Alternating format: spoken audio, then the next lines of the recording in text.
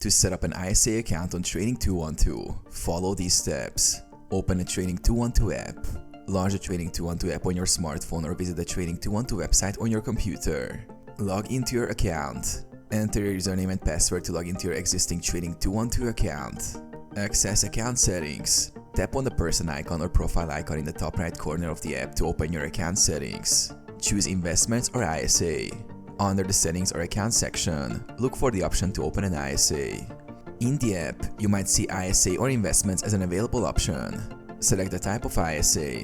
Choose from the available types of ISAs offered by Trading 212, such as a Stocks and Shares ISA. The Stocks and Shares ISA allows you to invest in a range of assets, including stocks, ETFs, and other securities. Complete the application. Fill in the necessary details, including your personal information, national insurance number, and other relevant information. Agree to the terms and conditions and submit the application. Wait for approval. After submission, Trading 212 will review your application. Once approved, your ISA account will be activated, and you can start making tax-efficient investments.